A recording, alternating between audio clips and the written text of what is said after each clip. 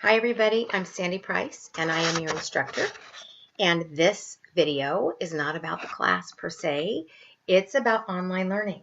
And this may actually be the most important thing that I talk to you about for your success in this class, more than any other thing I'm going to try to teach you or help you learn this semester. Those of you who have a webcam know that the camera for webcams is usually right in the dead center top of your laptop or your computer. And that's where mine is too. And right now I'm looking directly at the camera, so I hope it looks like I'm looking directly at you. But I actually have 5 pages of notes because this topic is so important that I don't want to forget to tell you a thing.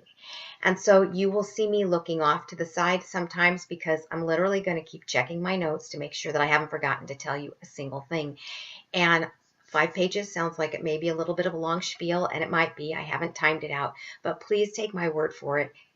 This is so important. It's going to mean everything as to how successful you are in this class.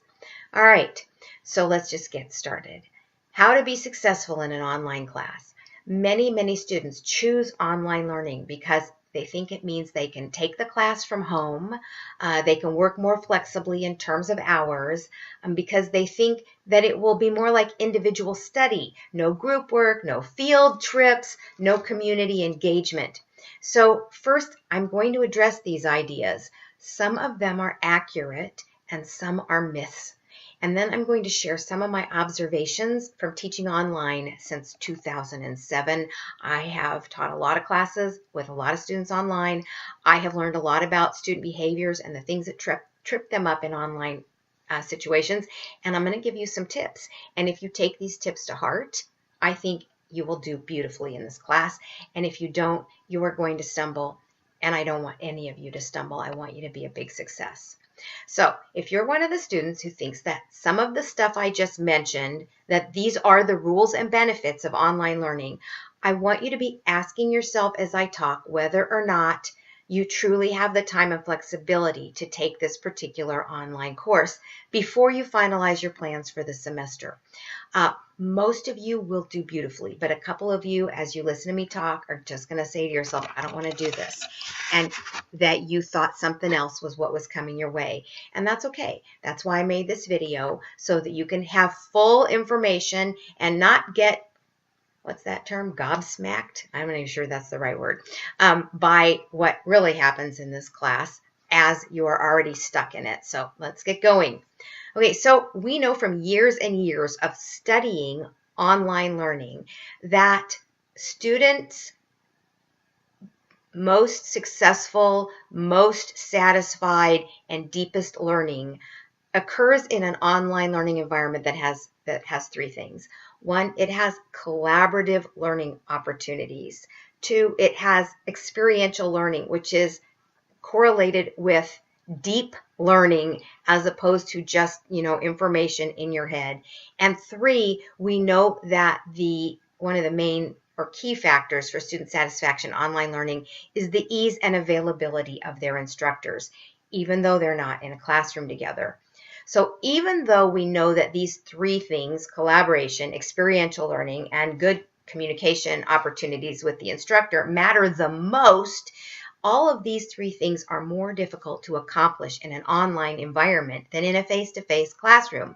And because of that, for your own success, and so I'm not tearing my hair out too, you need to be aware of the issues, and you need to understand that you personally have a very large role in your own success in this classroom beyond stuff like just reading assignments, showing up for class, exam taking, or doing other assigned projects that would be your responsibility in a regular classroom. You need to meet me halfway for the stuff that I can do for you to actually work. And that's not normal, and that's why we're having this conversation. It's not normal in a face-to-face classroom. So what are the things that you're going to need to do? Okay, so first, organization. You will have to organize yourself because online learning has less structure than regular learning. We know that having to show up in a classroom at a set time on a set day each week and face a real instructor and your fellow students provides some sort of psychological pressure to be prepared, at least to show up and to be prepared and to learn what's available to you in the classroom. We don't always get our reading done or whatever, but for whatever reason, more of us get more done when we have to show up. It's like if you belong to a softball team. If you committed to the softball team and you didn't show up, you would get ribbed. You would just get ribbed by your fellow players if you didn't show up. If you don't show up to class, you're going to hear it from me. If you work on a team, your teammates are going to grumble at you or maybe even come tell me that you're not participating well. There's going to be a lot of pressure. And so that pressure actually helps us as human beings. We are human. And when we have no pressure to do something, we often don't get it done. That's why so many of us don't succeed at our New Year's resolutions. Nobody knows we made them, even if we said it once. Nobody's watching us, and so we sometimes just let stuff go. That is true with organizing for class. Because of that, these are the things that you really need to think about doing if you're going to succeed. And I will tell you that even the best students who know that they have until the end of the week to get something done will procrastinate and procrastinate until the week is gone and they've missed their deadline. And missing deadlines will, in fact, damage your grade. There's 75 of you or more in this particular class. And if I were to allow for late work for these weekly things that have to be done or whatever other assignments there are, I think that I would go crazy trying to catch up with grading. So trust me, for you and for me, but mostly for you, you really need to do some of these things. So organize yourself by setting aside a certain time every week, whatever part of the week works for you, and put it on your calendar. You will see that your weekly assignments have to be turned in not during the week, but actually Monday at 8 a.m. of the next week. And the reason for that is I do want you to have as much flexibility as you can, and some of you will want to work over the weekend as opposed to Monday through Friday, which is when normal classes run.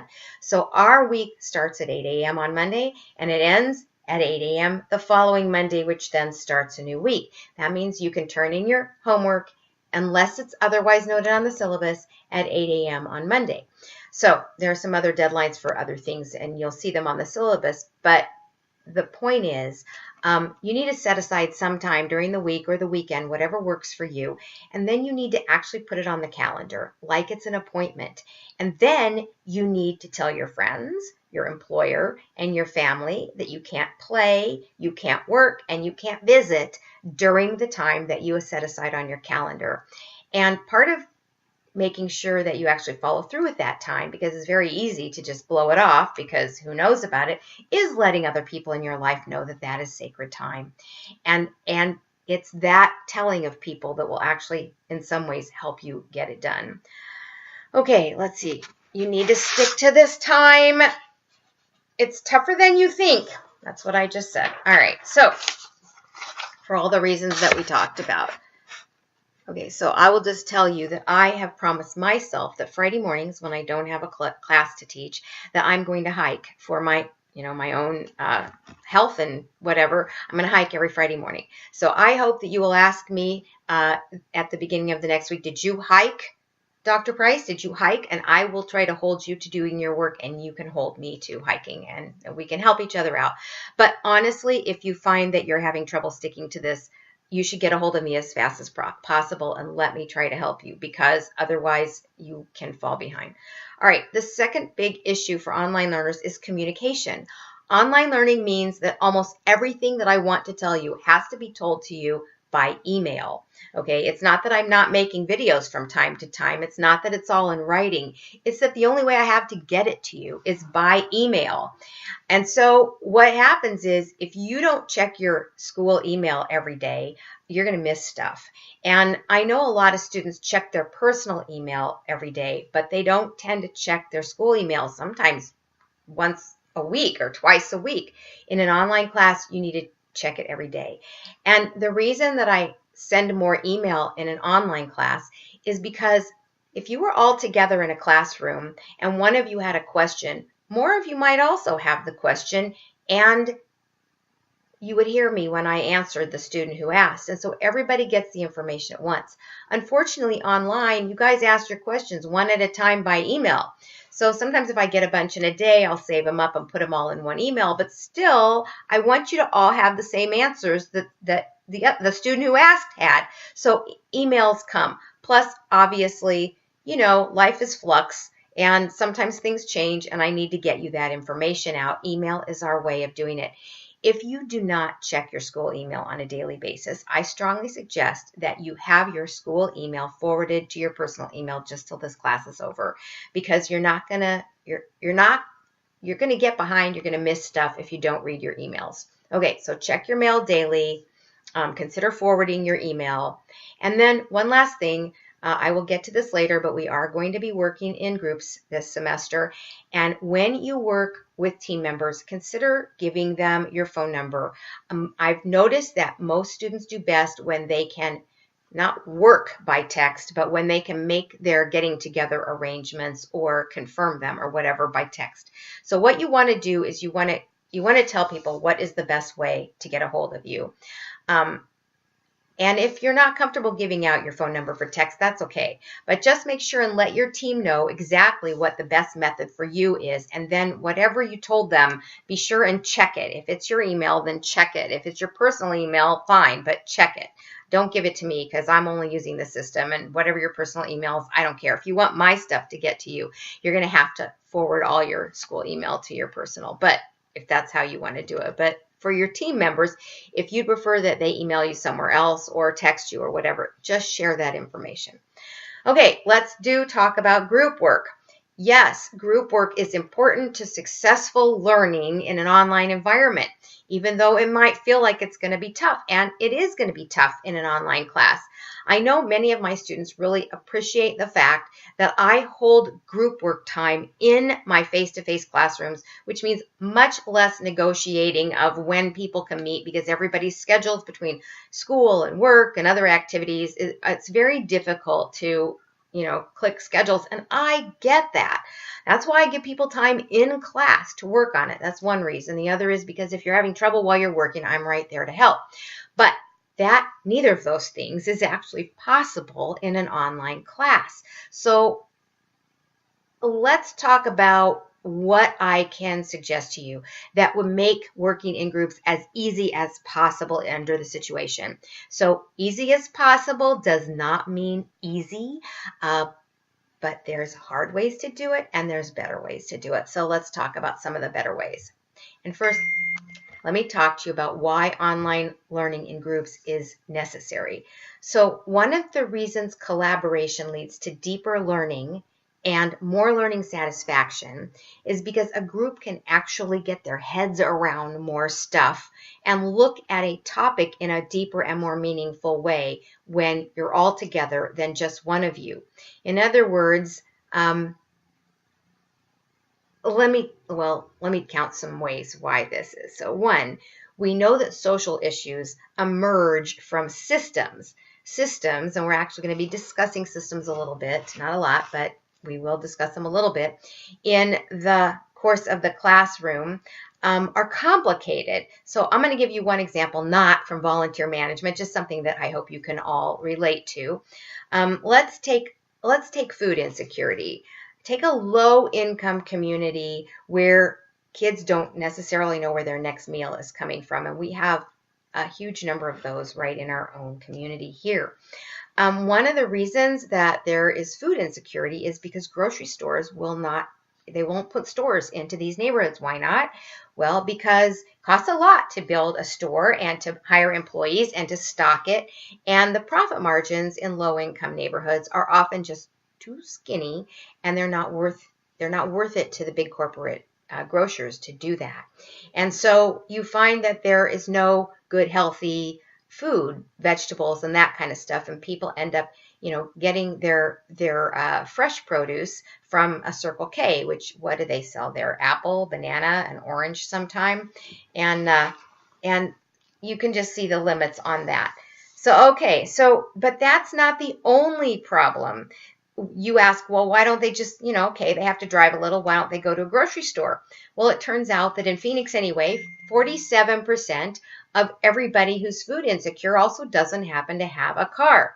Now, you know how hot it gets in Phoenix. And, what if you're a young mom and you've got a baby in one arm and a little 2-year-old toddler down here? Are you going to walk a mile in that heat with your baby and your toddler dragging, and then somehow juggle all of that and the groceries behind you? Well, no, you're not. And so, they don't have transportation. So when you think about why people don't have cars in those neighborhoods, it's because there aren't enough jobs in those neighborhoods that are walking distance, and you've got this chicken and egg problem of needing a job to be able to afford a car, needing a car to be able to get to a job, and sometimes public transportation doesn't take them where the jobs are, and so forth. So okay, is that the end of the problem? Well, no, because why aren't there jobs? Well, if you think about the people who are working, the middle and upper level managers, and they're trying to cite their business. And by cite, I mean find a location site, not a citation. And you ask yourself, what kind of place do they want to go to work? Well, they don't want to go work in a neighborhood that looks like a low-income neighborhood, because it doesn't have restaurants to eat, and it doesn't have, nice places to shop, and, whatever. So it's kind of, again, a chicken and egg. So they're not attracted to put their businesses there. And then you say, well, what about developing those neighborhoods up a little bit so that more businesses will be attracted? Well, then you got to talk to government and developers about sinking money into those neighborhoods. And I just told you why the grocery stores won't build there, and it's because there's not a profit margin. And that's true for developers too. So you've got this very complicated system of things. And so you've got to ask, when you have food insecurity, is it a lack of grocery stores? Is it the way the neighborhood feels and looks? Is it a lack of jobs? Is it a lack of transportation?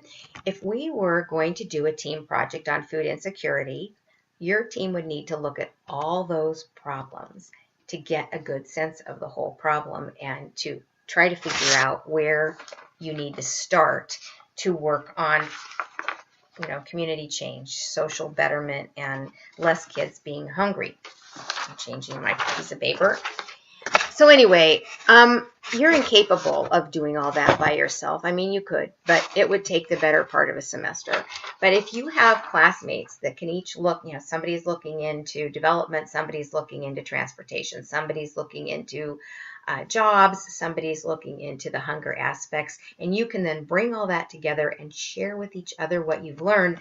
Boom, you've got the whole picture, and you didn't have to do all the work yourself, but you've got much deeper learning. And that is true in every single class where we are talking about, well, it's true in every single class. Let me just leave it at that. You learn much more. You understand the problem a lot better when you can share the learning. And that's just about sharing the workload. There's also the matter of sharing the brain power. For example, if you wanted to, say, build a house yourself would still require some help, because you might have brain skills, knowledge, say, about planning space. Maybe you like to draw floor plans. I happen to like to draw floor plans. I used to, when I was a little kid, draw the best doghouse floor plan and the best rocket ship door floor plan. And anyway, so maybe that's your skill. You want to plan out the space, and that's why you want to build your own house. But it might turn out that after you've figured all that out, you need an architect to actually draw it up so that the city will take a look at it and approve you a permit to do it. And then later you might find you need an engineer to come in and help make sure your structure has stability. And maybe you want to put up the walls yourself, but maybe you don't know how to do drywall, and you need somebody to do drywall before you can paint it yourself. And maybe you don't know anything about gas lines, and you don't want to blow up your house, so you bring somebody with gas line expertise. In other words, all by yourself, you can't do as much.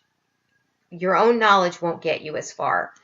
And that's true for everything. Organizations that want to create social betterment bring in others to share their work. And if you've had my classes before, you know that it's a big theme that if you are going to go out and help people that you need to ask them what help looks like to them. It can't be all from your head. So that's because their view of their world and their problem is probably different than yours if you haven't had their experience. So in this class, you're going to also find that your fellow students' views are different than yours in a lot of ways. You'll have similarities, but you've had different jobs, you've solved different problems, you've taken different classes, you've had different life experiences. Understanding the issues that come up as we're studying can be enriched by bringing all of your own talents, experiences, and multiple ideas that come from those to bear on your program, on your group project. So, okay, and one other thing, and this is really important, this particular class and the entire school that offers this class is about problem solving out in society. And we need all the help we can get for that kind of problem solving. Diversity is key, really. So this class has group work. Now that I've told you why, if you hate group work, this may be your point to exit. But if you are going to go with it because that's what has to happen, then let's talk about how we can make group work easier in an online environment. As I said, in face-to-face classes, it's easier. In face-to-face classes, I let my students group together by their cause passions, because when you're all passionate about something, it's fun, right, to talk about and work on. In an online learning class, it's more important that I group you by your time availability. If you are only available on Tuesdays and Saturday afternoons, then you need to group up with other people who are going to be available either on a Tuesday or on a Saturday afternoon. There's a place for you to sign up on Blackboard for your available times, and please do that as soon as you can. Okay, so as soon as your groups are actually formed, after you guys sign up and tell me when is good for you, then I will form your groups that way. Once you do that, as soon as possible, your group needs to use Doodle or email or whatever you want to use. I've given you instructions on how to use Doodle, which is the easiest way to figure out what is going to be your best day and time for everybody in your group to meet. And groups will be groups of 5, and some of you will, like you'll say, the Saturday afternoon people will say, I can meet Saturday at 1 or 3. And some people say I can meet at 3 or 5. So now you know that there's more people that can meet at 3. So 3 o'clock it is. You try to find a time that you can all meet. And you will have to be flexible. All right. So when I say flexible, please don't say I will only meet between 6 o'clock and 6 p.m. 6 o'clock and 6:15 p.m. on Tuesday nights, because you're basically trying to railroad your group into meeting at the one time you want to. You have to be more flexible than that for this class to work. Okay, and when I say meet, I mean virtually, okay, because you're all over the place. Last year when I did this class, I had students coming from Polytech, like way out in, I don't know where that is, Gilbert or someplace, and people coming from the West Campus. And so your place to meet is virtual. And when I'm talking about virtual, I'm talking about Skype, Google Hangout, Facebook chat. These are all some, and there are others, and they're all free, and they can be freely and easily used. And there's also a place on Blackboard called Blackboard Collaborate, but frankly, it's the most complicated place to use and has the most problems associated with it. And I really, really urge you to find a more, social media type place. Most of you have used one or more of these before and can help each other if someone hasn't in your group. Okay, next. Yes, it has to be video. Just trust me, if you're just using a phone-in thing or you're trying to type in a chat room, it's going to make a huge difference. People who are not actually looking at each other, first of all, they don't make friends people to people. They don't bond. They don't have a sense of each other's personalities. And I'm here to tell you that it's because you get friendly with each other that it's fun to come to class in large part. And this is true. If you didn't like anybody in a class, you wouldn't want to go to that class. So you need to get to meet your fellow group members. The other reason is and from long experience, and I've done this myself, when you're on a phone conference call, you're probably multitasking, because if they can't see you, you're fishing through your, the paper or your Facebook wall, or, you've got the the game plan with the sound down in the back or whatever, your full attention is not on your group work. And you know what? To make your lives easier and to be fair to your group, it's really important that the little bit of time that you want to spend working in a group together, actually communicating about what's going on and brainstorming about ideas, that you actually give your attention to it. It's what you owe your group members, but it's also what's going to make your life easiest in the long run. Okay, so do this every week. This is mandatory in this class, that you set up a weekly meeting. Online groups who fail, and some of them do, even groups with very good students, think they can buck this weekly meeting. And I know this because I've been teaching online for a very long time. Especially the ones that think that they can work by email and text alone. Remember, this is not just a group for divvying up work. This is a group that has to have a brain trust. You have to talk about the problems of the organization that you are studying, and you're going to have to give them suggestions. And the best way to do that is to talk through what you all know and come up with solutions that are really workable. All right, so what else do I want to say? Okay, I just wanted to point out that you cannot really have a great conversation without a give and take that's in real time, because it's very slow to have a conversation by email, and it's very hard to follow exactly what people mean without tone of voice and this kind of stuff that we do. So please know that you need to use video conferencing. Whatever you use, you need to find a video conference. All right, businesses know that they can't do it without video, and they all use video conferencing, and you need to too. All right, so I think that's enough on video conferencing. Let me see what's next. Field trips. Yes, you have a field trip in this class. So let's talk about why field trips. I try to start with the why of these things. I know it makes for a long video, but it's important for you to know why we do this, and that I'm not just foisting these things on you to give you activities. So nonprofit leadership and management is an applied science, and we try very hard at ASU to teach it that way. We are intent on giving you real-world experiences to prepare you for the actual jobs that people are going to do after graduation. And therefore, I'm pretty unabashed about requiring my students to go out into the community as part of their study, to meet real people doing the real work, taking a real tour, and in this case, volunteering at least once in the environment to get a feel for your study client. If you feel that your schedule does not permit this kind of field trip, then I say again, this course might not be for you.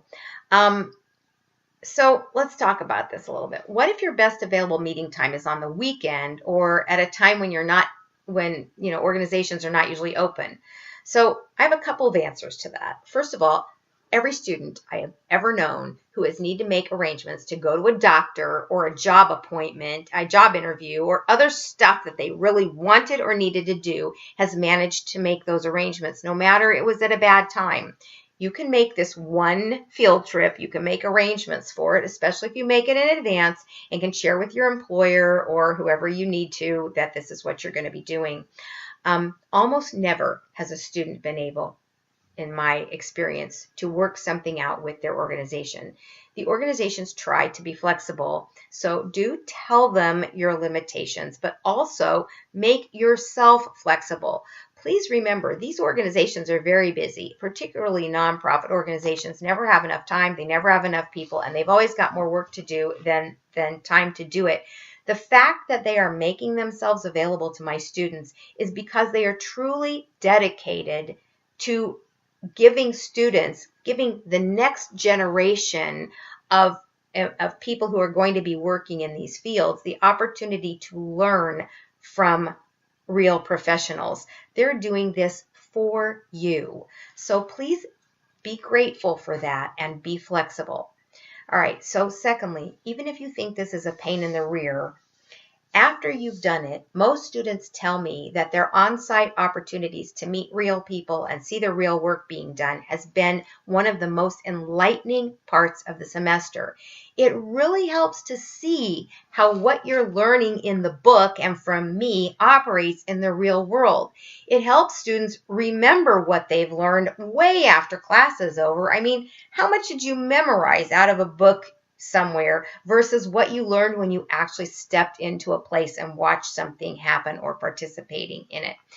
Okay, and so also you will be surprised how many of you will translate the relationship that you formed this semester into a future internship or a volunteer opportunity or a real job. Many of my students have that happen. In fact, there are more than a couple students from last year's this class who are still working either for pay or because they love it in jobs. And I know one of my students actually started as a volunteer and now is managing people. And if you can imagine what that looks like on his resume, it tickled the organization, it tickled him, and it makes me very happy. So don't underestimate what these opportunities can do for you. All right, so couple last things. I'm almost done. I know this is long. I want to tell you that I love teaching. Really, I do. I love my job, but I do not love online teaching because it makes it harder for you to succeed. And as I've said, I've been teaching online since 2007, and it happens and it's going to happen. Student retention rates in online classes are much lower than in face-to-face classes for all the reasons I've shared with you today. Difficult communication, all the things. I won't go over it again. I've taken your time. But schools that do online learning really well do two things. They limit the number of students in a class to between 25 and 30. And second, they orient students to online learning to prepare them to deal with the kinds of problems that I've outlined here. In a few cases, they even, help students figure out that they should be in a face-to-face class and they should just not try this and come to grips with that and make a decision to do something else. ASU has its reasons for having really large online classes. And even though I will continue to try to press for smaller classes and smaller sections, or to flip this one with I've got two sections of this class, and the in-class one is the small one and the online one is the large one, and ideally it would be flipped. But that's not the case for right now. But the thing that I can do is to orient you to online learning. And so it's not as good as like a 4-week session like K-State used to do when I was teaching online for them, but this will have to do. And you will notice in the syllabus that I have also tried to ease you into the group and virtual meeting thing. I give you 2 entire weeks to just get your scheduling act together as a group. And I give you another week to just figure out what online thing you're going to do and to just fiddle with it and get it to turn on. In fact, I'm basically going to take 3 whole weeks when you could be, if you were in a regular classroom, studying the subject matter and let you figure out the whole online thing. It doesn't mean you don't have any reading assignments, but the group piece of it, I'm going to give you 3 weeks to figure it out. I think that will reduce everybody's anxiety and in the long run make you more productive. So those are the things I can do for you. Here are the things that you have to do for yourself to make this a success. From your side, you need to take the time, set it aside, put it on the calendar, commit to it, tell other people you're committing to it, and if you find that you are not following through on that, get with me as soon as possible or with our TA as soon as possible and try to get some help. Second, you need to watch your email and you need to be responsive to it in a very timely fashion. You will be very sorry if I send out a note a week before the midterm that I've moved the midterm date and you didn't know it, right? Okay, this is how I communicate. I'm allowed to do those things. Sometimes life happens and it seems best for the class that I make changes. You need to know about them. You need to read your email. And again, if you're not big on opening school email, then forward your school email to your personal email just for this semester. And lastly, and most of all, you need to be as flexible as possible with the field trip requirement, with your group members. Do not say the only time I will meet is Saturday from noon until 1 o'clock. And if you can't do it then I can't do it. I've had students do that, really. You are not a good team member when you try to make people do everything your way. And you won't be a good team member in life later, in professional life either. If your life is really that tightly structured, and honestly, I've had a few students whose lives are really that tightly structured. They've got a family and they've got sometimes 2 jobs and they're trying to take school on top of it. And sometimes they literally are trying to do everything online but for this class, if your life is that tightly structured, this might not be the class for you. If you don't think you can do those things, you might explore the option of jumping into the section that meets in a face-to-face classroom. It happens to meet at UCent downtown from 4:35 until 5:50 on Mondays and Wednesdays. I know a lot of people do not opt into that class because they don't like taking end of the day classes or because it's downtown. But if you need this class and online learning isn't for you based on what I just told you, if you'd rather do your group work during class when you won't have to make outside arrangements with other people, if that is you and you know that about yourself, it might be the least painful option, even if it is at the end of the day, even if you do have to get on the light rail and come downtown.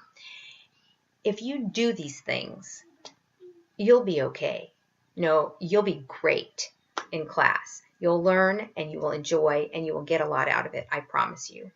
And that's my last word on online learning. Hope to see you in the class.